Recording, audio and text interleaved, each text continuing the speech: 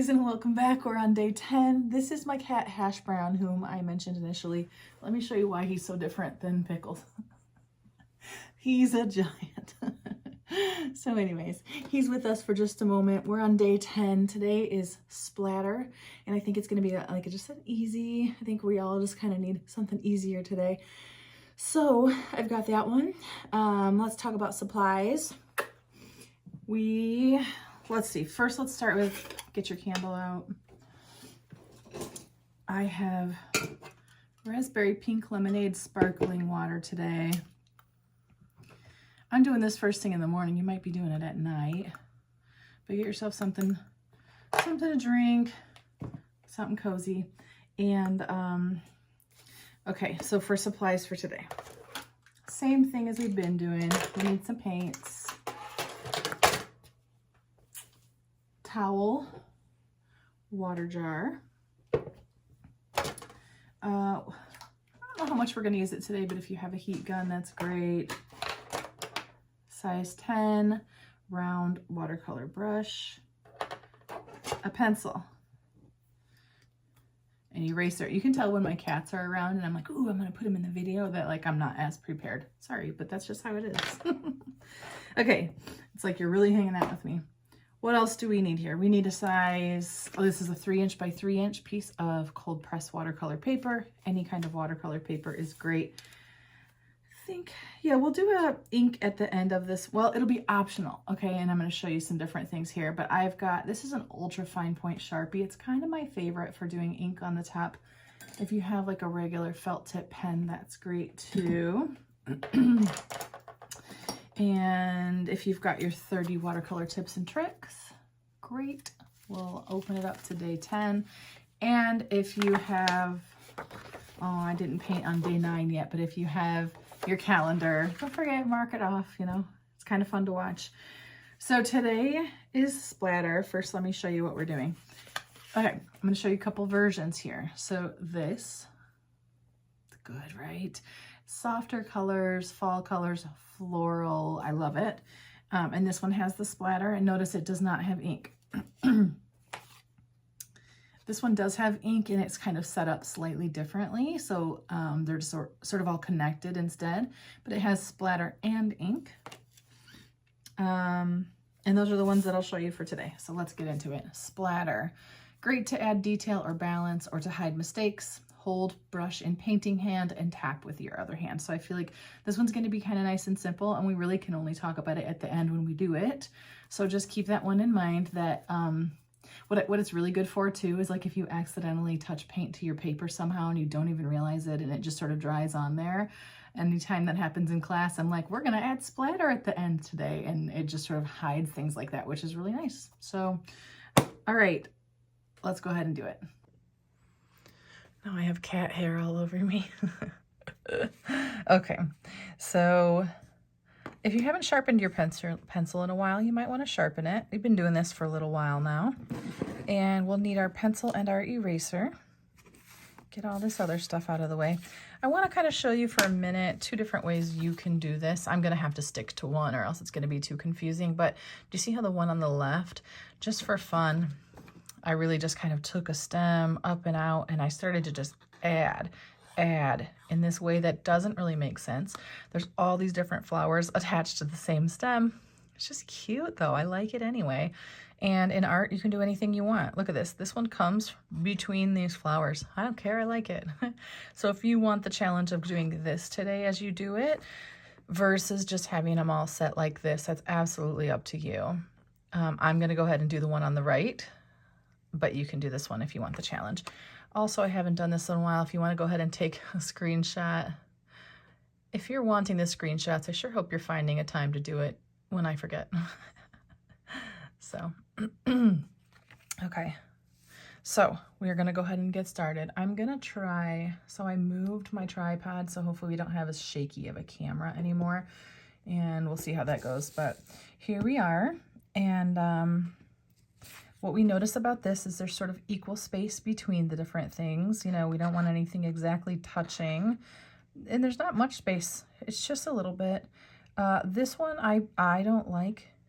because see how the stem kind of comes like this? Now it could work, but to me, maybe the stem should have come here a little bit, and that's just me kind of picking at my own work. In the end, it really does not matter. And we've got all these different colors. They're a little bit subdued. We've got some like, this is like a dark reddish, maybe even into pink, or maybe it has a touch of purple in it. This is sort of a pink and purple together, and then purple. And then I just love sort of these fall colors too. Even the blues aren't too vibrant today. So we'll kind of play with our colors as we do that, but let's go ahead and get sketching. I do like to start with this one because to me it's kind of, it's a bigger flower, so it gets a little bit more attention. So this is, let's see how close I can get. This is like a little cone right here, and you just want to keep things pretty small. That one, okay, the cone is basically my pencil eraser.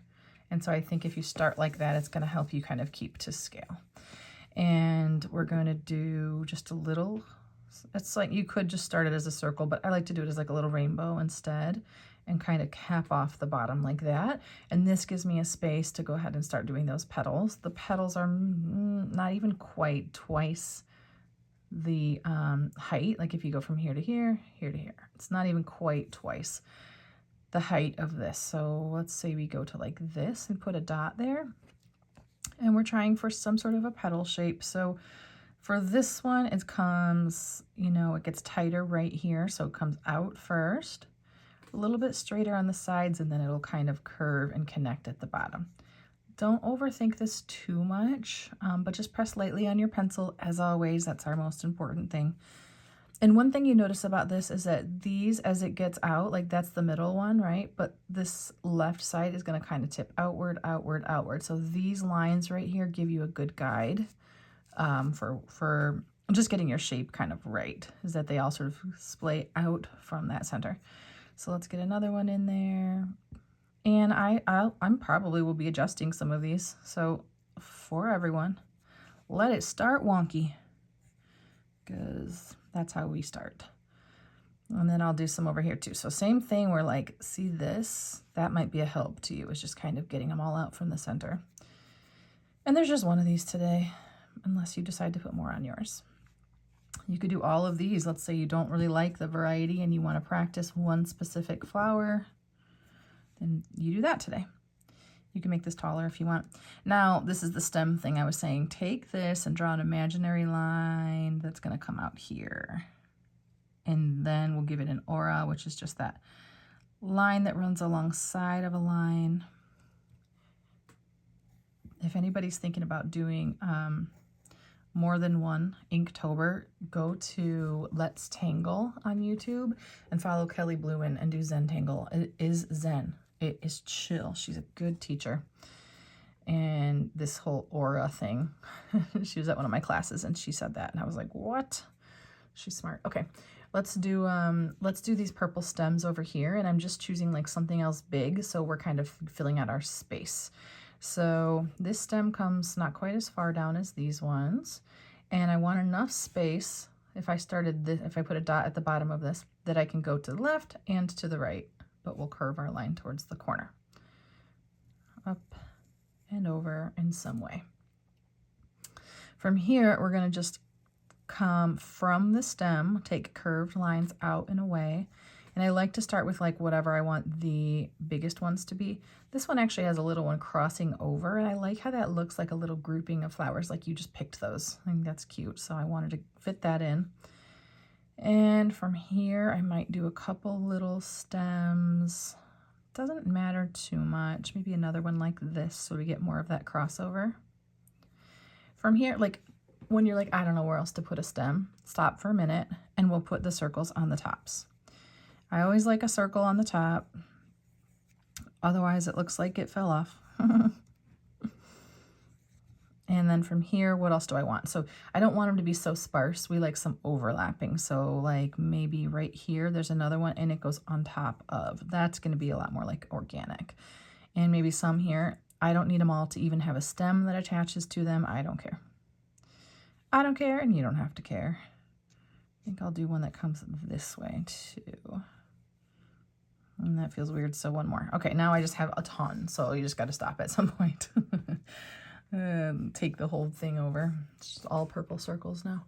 All right, I love this blue one a lot, and I want to fit it in. So I need to kind of look at making sure I have space for it. Maybe I'll start the stem. So I need space for this one still. That's all we're looking for. Do I have space for that? Great. I'll pull it like this, and I'll give it this, it's like a smile, and I'll give a top to it.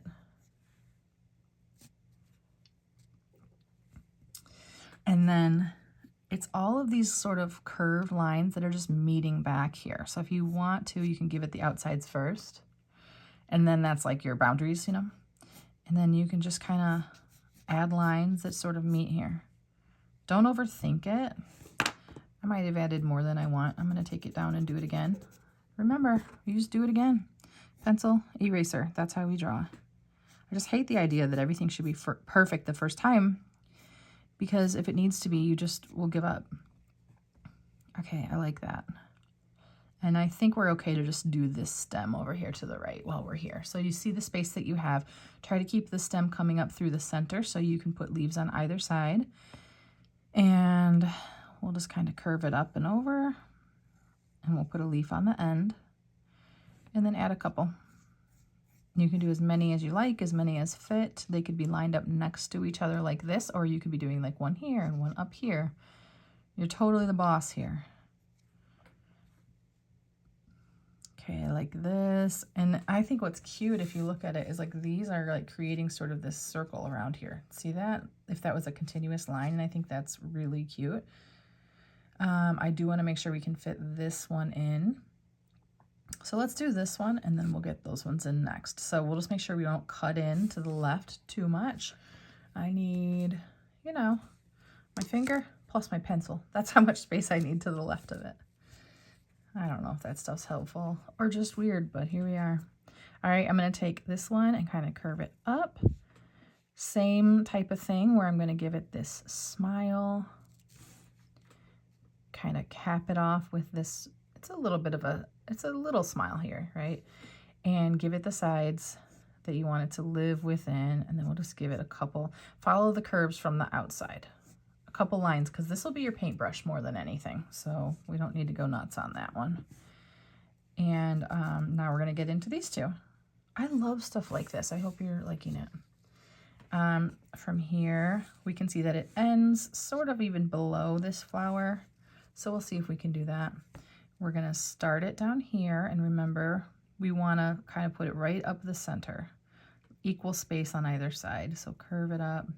Great. And then this one I think is fun, because I just like loop and a loop on either side of the stem, and then add 2 more. All done. Isn't that fun? And then you leave some space so we can see the stem. So you need space for the stem, plus this is like the top. So 1, 2, 3, 4. You can curve them out or not. Oh, I think I can maybe do 4 on this one. No, I'll leave 3, I think. So something like this. If you don't like it, get out that eraser and just make some little adjustments. All right, we're gonna get into this one, and this one's kind of nice and easy. Follow that curve though, like this. And we'll do the stem and up, and sort of like an upside down rainbow, just and we want the stem to be found in the center. And then this is like a little curve, 1, 2, 3. That has like 2 petals, I don't care. If you want yours different though, just make it different. And then a little petal on either side. I'll make them kind of uneven this time. And this is the whole sketch. So not bad, huh? This over here, I need to erase some lines, and I can decide, like, did it get too out of control or not? I don't think it did, though. I think it's okay. But you look at yours, too, and go, like, does that even make sense? Do I like it? And what I'm doing is erasing any lines that go right through the circles. I don't want to see them later. A reminder that with watercolor, when we paint over pencil, you can't erase the pencil any longer. So if you don't want to see it later, get rid of it now.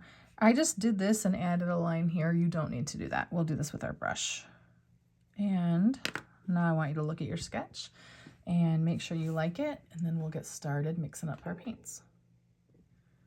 So as far as technique goes on this one, it's basically coloring book style, and that's just what I like to call it when we're sort of just filling things in. I am moving my pencil and my eraser out of the way. So a lot of times we start with brand new puddles, and today I have a paint palette kind of full of colors. And so if you've got that too, I also like to show kind of what do we do with that. Oh, I feel like I'm gonna sneeze. Can I fight it? And I think that maybe I did this same painting with this one, but what we're gonna do is I want you to work with whatever you have today. If you've got a brand new palette, you just start making new puddles, and we'll take our brush, dip it into our water. Oh, here I go again. Look, we have a spray bottle. I forgot, like always. And so we've got our spray bottle. I just sprayed the top of my paints just to get them a little bit easier to work with. And then I dipped my brush into my water, and now I can start to find some colors. So like I have one right here that I really like. So with my wet brush, I could just start mixing this. But if you're starting with a blank palette today, I would say for this sort of subdued orange color, I like to grab a little tiny bit of orange, and then I also like to get brown into the mix. So maybe try to mix two of them. I often like this burnt sienna, which is the 5th one down from the top right. And I will mix this up, and I'm going to look at it. So if it's really dark, I'm going to add water to it, because that's how we get our colors lighter in watercolor, is by adding water. And if it's too orange, I'll add brown. If it's too brown, I'll add orange. If the color I have mixed, I hate, I will just start a new puddle. Don't work too hard. Sometimes it's too much work to get this to turn into what you want if it's not quite right. From here, I'm going to go right into the yellow. And I want a kind of bright, but I ruined it immediately. So I just cleaned my brush, and watch this. I'll actually also just lift that puddle right out of there. Like, get out of here. I don't even want to see you. And I'm going to take that brush and grab some of this yellow. So I'm doing the 3rd one up from the bottom left if you have this paint set, because I do like that we've got a little bit of brightness here.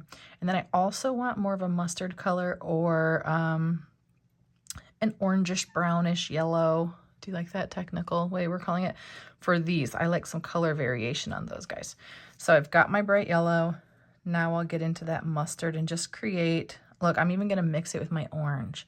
So play with what you've got. You'll end up with cooler colors a lot of times. So just play with them. From here, and even watch this, I'll even add a little bit of this purple into it. And now I like it even better. So seriously, play with your colors for a minute. We've got some yellow. We've got this light orange color. Let's get into our green for a minute. So I suggest for this one, if you want this sort of color palette, to do a green that either has the teeniest bit, add brown into it. Go green with brown. So either the one on the bottom left, or I'm sorry, bottom right, like this. That's a good start because it's already like a yellowish green. Then get into a brown and do a little bit of brown, because that brown's going to kind of take over fast. And you can mix it with whatever's around it and see what happens. Just, kind of be watchful so that you don't, if it's not going great, don't keep doing it. And then the other one I'll tell you is the 5th one up from the bottom right is a really lovely mossy green. It's probably the exact color you want, but because it's such a favorite, it goes fast on the sets. So I like to teach other ways to get that color. Okay, so we've got this one. I love it. That's our green. I'll clean out my brush. And I actually think let's get into our blue color here. It's soft. So I think we've done this before. I'm trying to think, what day did we do this? Maybe on day 7. But we picked this lighter color blue. So I'm going to get in here and do this one. This is one of the ones that looks brighter because it's got some opacity in it. Start at the top center. Go 1, 2, 3, 4, 5, 6. And for everybody who does not have this set, I'm sorry, I'll try not to take too long on this. I'm going to start with this color, and I'll probably add just a touch of navy blue. I want to add water to get it light, and I already dig this color. But I've also got another puddle here I can grab from, so you can play and mix, but get them right on here first, because getting the right colors, it matters. These colors versus if I picked out like a Crayola 8-pack, They're different. And then the question is, why are they different? What's different about them, right? And do you like the 8-pack better? If so, those are your colors, you know? But if you want the subdued ones, here we go. Some kind of a purple. I like this one, but that would start with like a basic purple plus water. And I just need a tiny puddle because that's such a small little area we're doing. I like to keep this one kind of more purple because these ones will have red and purple together. So for these ones, this one up here is like maybe a dark red. So maybe second or third from the top. And I think I already had something else on my brush. Maybe the teeniest bit of purple into there gets you this really lovely sort of wine color. Kind of show it up this way. It's a good one though. And then over here, it's more of a mix of purple and red together. So right away I had too much, so I grabbed water. I cleaned out my brush. The one on the bottom center is a good purple red, sort of magenta color. But we want to like our puddles first. I think we're basically there. And anything else that we need, we can kind of get while we're at it. So I think let's go ahead and get into it. Yeah, so when I say coloring book style, what I mean is we're going to grab paint from our palette and we're just going to fill them in. There's no specific technique until we get to the splatter at the end. So let's go ahead and start with those yellows. And remember, this is the thing we're always thinking about, how much paint and how much water. So I've cleaned my brush and dried it. I'm going to put the first third of my brush into that bright yellow. There's two things I want to do with it. And remember, we are a little bit on a timer when we start painting if we want anything wet. And actually there is one technique right here. So we've got yellow here. I'm going to put yellow on this top one. And I might do yellow into one more. I'm now going to take my brush and go right into this mustard yellow over here. Okay, tiny bit of that. I'm going to just touch it to the right corner. Ooh, that looks like brown, but I'm going to leave it. Hopefully yours looks a little better. If it doesn't, remember you can always clean your brush and dry it, lift that right up. Okay, and now I want to get into this other color that was more of an orangish yellow and continue filling out this. I'm going to leave the stem to be green. All the stems are green today, so that's just easy to remember. And I'm touching all these, maybe even the base of that bright yellow one on top, so it looks like, you know, when in the fall leaves are changing colors, that one's gotten more sunlight. If you wanted to try to grab any other color and add it to this, you can, but realize you have to use the teeniest bit of water because this is so small. And now we've got our yellow spots done, so I'll wait a minute to get into this orange because the center of that flower is drying. And I think let's get into our blue. So coloring book style, super small spaces. What does that mean? It means that we will clean our brush and dry it when needed so we know what's on it. And then we're using the third of our brush, tiny bit, so that we have just a little bit of water and paint and we're not feeling out of control. Reminder, our watercolor rule is the more water, the less control, and the less water, the more control. My color's a little slightly different than this one. If I wanted to adjust it, I could. I just barely did. And then we'll get this other blue one. And this is just kind of using your brush right over your pencil lines. I would do over your pencil lines for sure. I'm connecting them here at the bottom, and then I'll decide if I want any more. And I think I might go outside of it just a hair. And then I want to grab another blue. I just kind of want to see two colors in here. So I'll take the tip of my brush and I'm going to put it right in this little blue puddle that I have. If you don't have that, just go right into your paint and get the teeniest bit of a darker blue. Okay, and then we'll get back to it. You could wait till it dries and put some in the back. You could touch them at the base right here. Here, I'll do that. We'll touch a little bit to the base just for fun. It'll give a nice bleed. And then I'm just going to swipe some in. Now, if your colors are not blending at all, you don't have enough, well, you have less. Listen, your balance might be better than mine. You just don't have as much water as me. If your colors are just like a hot mess, just blending all into each other, you probably just have more water than me. And it's for you to decide how much is the right amount. I don't like what I'm doing right now, so I'm going to clean my brush dry it, and just with that brush, kind of lift up where that color got more pronounced, just a little darker. And then I'm going to leave it. A lot of times the things that you don't love, like they feel like they're out of control while you paint, can be your favorite part later. So just, I'm leaving it, I'm moving on. I want to wait a minute on this one still. So let's get into these little purple poms. So very little amount of water on your brush still. Just using the tip of my brush so that I do not have a brush full of water. And I am getting my light purple color. Now mine is very, very purpley. I'm just adding the teeniest bit of yellow to it. Okay, and I'm going to just start to fill these in. It's almost too dark. I'm gonna add a little bit of water because when I do things like this, I like to do that light color first and let it dry and do a couple, like just go right over the top of them with some darker paint. Even this is maybe too dry or too dark, so I'm cleaning my brush and drying it, and then I'll just lift a little bit of that out just by touching my brush to it. Okay? You doing okay? Take a deep breath, relax in your chair.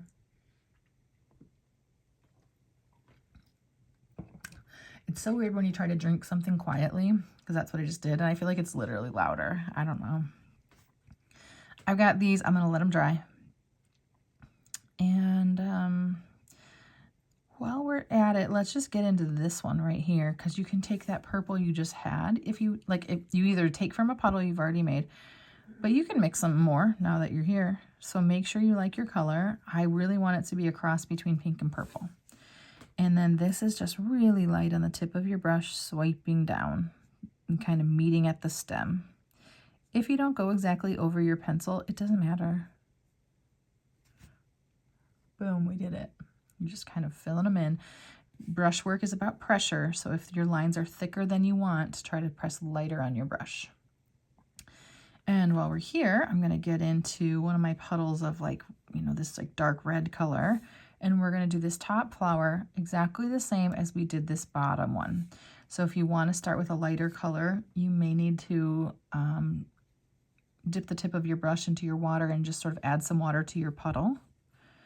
And we'll do this. This one's going to be a quick one if you can't tell already. We need that sometimes. If you're here after day one, I just feel like that's amazing because day one was long. I had things to say. I don't know.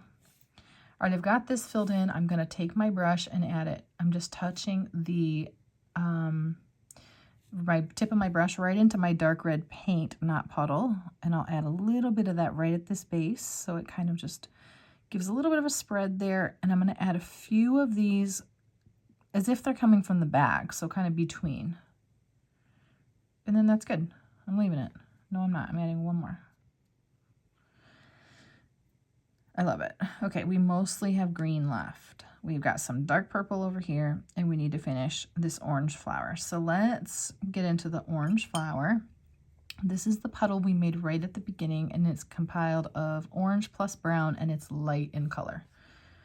Okay, so I'm going to fill in this whole thing as if it's one shape.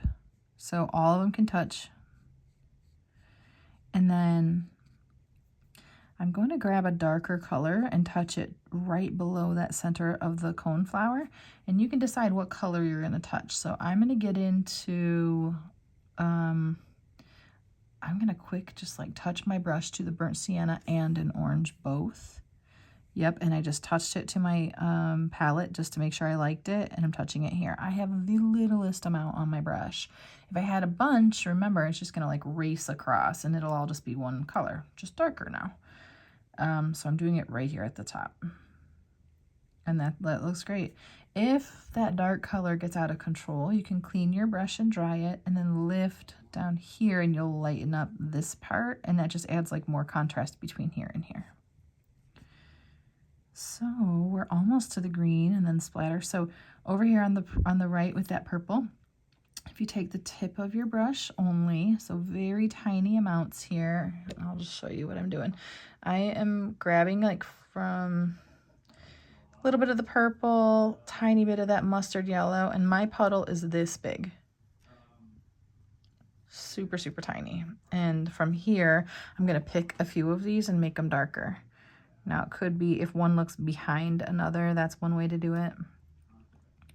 But it just doesn't matter too much. Just pick, I don't know, random amount, 3 or 4. 1, 2, 3, 4. That's what I'm gonna do. And I just filled them in. Now they're darker, and that's done. So now we're gonna start getting into our green. Yeah, we're flying through this one. And I love this because I feel like you can do so many things with these. Like just one of these is really cute. One of these on a little gift tag, like if you were to cut up some pieces of paper like this, put one little flower and write to and from. Adorable. All right, I've got my green paint here and it's kind of dried up. So I'm gonna take the tip of my brush only into my water jar. Touch it with the tip.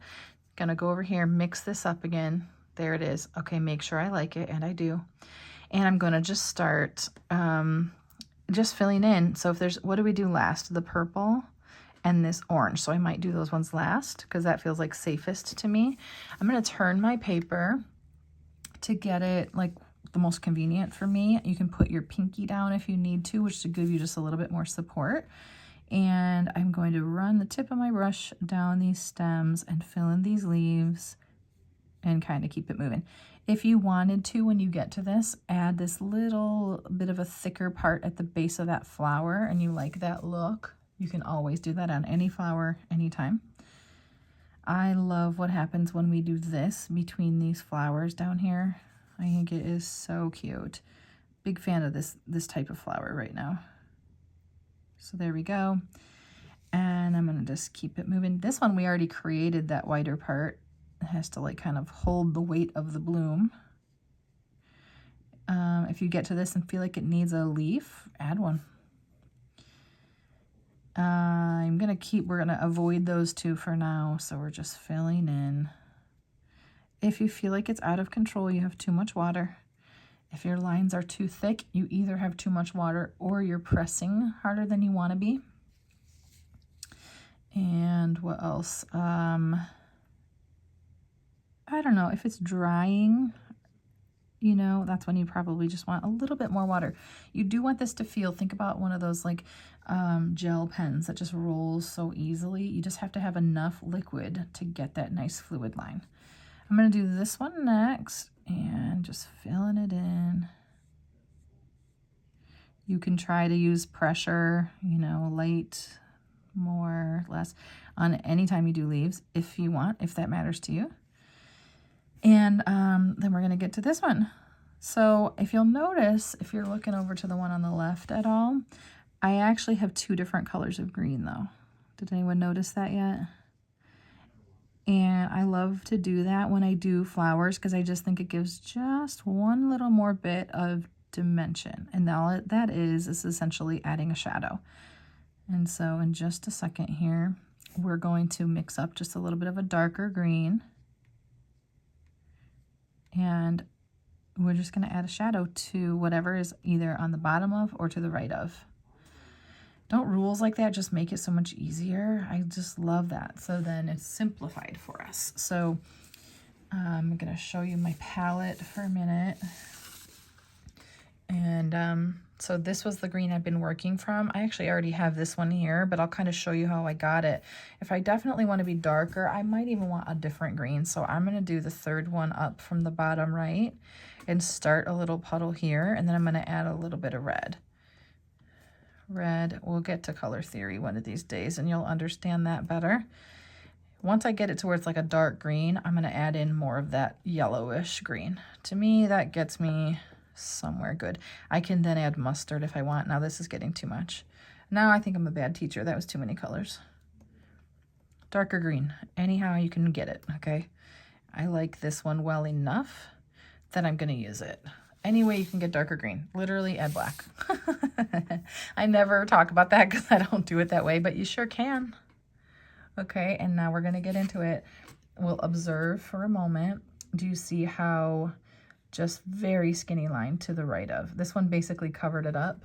That's okay. I've got it on the bottom of the leaves. It's so skinny, you can hardly see it. You can make yours thicker if you want to see it more. It's up to you. And it's just, that's all it is. So I'm going to move this out of my way a little. There we go. So now even lighter on the tip of your brush. Definitely want control here. Also, this is optional. If you're done for today, you're done for today. But I'm going to do a little bit of it. And you can also practice this on a little extra piece of paper or something if you wanted to. And just see if you like it. But definitely light on the tip of your brush is what I tend to like best. I'm not going to blend that in either. You don't have to. When I get to these, I'm going to try to follow a curve down the center. And because these are so skinny, I am trying not to cover it at all. Because if I cover it, I mean, it's so tiny, it's just going to be gone, you know? So for these, I'm going right next to it. Barely, like I just don't really want to cover it. And yeah, light on the tip of that brush. I had a question about chronic pain. I have chronic pain. I've had it for, oh dear, 2007. 17 is 10 years. 17, 18, 19, 20, 21, 22. So I guess 17 years or so. And mine is back pain, SI joint pain. I've had 2 ruptured discs. I've had a fusion. I have had radiofrequency ablation, and I never really talk about it, but I am today because I feel like a lot of people get to art kind of because of chronic pain or as a way to help handle it. And I'm curious, if you struggle with chronic pain, what is the pain you're dealing with? I feel like there's not often a space to talk about this, so in the comments I'd love to just kind of hear, what is it that you're dealing with? I'm just had radio frequency ablation yesterday on my L2, L3, and art is helping me deal with my pain today, so just checking in on you. Okay, we're almost there, guys. This one has splatter, this one does not, but today the whole point of the story is splatter. We'll read it again. Great to add detail or balance or to hide mistakes. Hold the brush with painting hand and tap with the other hand. So the first thing we need to do is decide what colors. I did this yellow because I really wanted these colors to lean into like fall colors. And so it's sort of this darker like goldenrod color, which is, you know, dark yellow plus some orange, I guess. And then I also did some of this like wine-ish purple color. But if you have a color in your painting that you want to see a little bit more of, that's kind of a good way to choose. And so we're going to make up our puddles, and I want to show you this. So if it's going to splatter, think about what's happening is that you're going to fling water off your brush, right? And so you have to have enough in the puddle to do so. So I'm dipping my whole brush into the water. I'll start with this. I always like to start with something that's already on your palette. And I'm going to add in some yellow into it and then decide if that's too bright or not. Actually, I really like it light this time instead of getting it darker. So a tiny bit more water, and you notice I can get my whole brush around in there. See this? And so now I will, first of all, if you have anything else nearby that you don't want splatter on, maybe move it out of the way. Sometimes if you stand up at your desk so that your clothing is a little further away. And then here, I'm going to zoom out a little so you can see how my hand is. My hand is on top of my paintbrush like this. It's full of paint. And then I'm going to tap like this. So now I'll get closer so you can see. Remember that you can guide where this is going. Okay, so I'm holding my brush here, tap. And then I'm going to move it to the right, tap. Move it down, tap. And the smaller or bigger or messier, it all has to do with how much water is on your brush and, or, you know, how much paint, but like essentially it's how much water, right? And how hard are you hitting it? So now I'm going to pick, I think I want that blue. I think that blue is so pretty. So I'm going to kind of refresh a puddle of blue, making sure it's the actual color I want to see on there. And I think it is. So my whole brush is in there, and I'll do one more puddle. So another way you could do is you can tap with your paint hand. You just hold it like this and hit it with your pointer finger. And that's fine too. And you just remember you're moving it around. So I don't love the placement of those, and I usually do, but I'm not going to worry about it a lot. It's splatter. Now, I will show you one that's a little bit like, ooh, that's sort of unfortunate. It's funny because this usually does not happen. But this one here, being on top of this, I'm like, get out of there. So I cleaned my brush and dried it real quick. and kind of just lifted up some of that blue paint right off of my yellow, because hey, that flower was like my favorite one, you know? So this is it. You got to dry it really good because these are like straight up puddles. It's funny, but they do have like a lot of water in them to be able to do this. So get out that dryer, give them a good dry, and then you got to sign your artwork as well. I'm going to show you. Now I didn't do it. Okay, I didn't do it in this same format, but if you just want to see the same thing, this has splatter, but it also has ink. So if you wanted to sort of reformat them, you could screenshot this if you wanted to. And I do think that the ink is really beautiful on this, but because we're already doing splatter, I'm going to leave it for today. I will show you that ink on top of these ones in particular. I did a little scribbly. And so if you decide to do that, it's kind of a fun way to do it. And that's it for today. I want to hear about your chronic pain, which is a sentence we, those of us with chronic pain, don't always hear. And a reminder to you that if you want to share your artwork on Audrey Shantz Art on Facebook, that's where you can share photos. So I would love to see it. And also if you use the hashtag Audrey's Art Club, AUDREYSARTCLUB, then you can see each other's work, which is super fun. Guys, this was day 10. We are 1/3 of the way, which honestly feels like, oh my gosh, we still have 20 days to go. But like by the end, think about how many paintings you'll have. So just keep at it, and I'll see you tomorrow.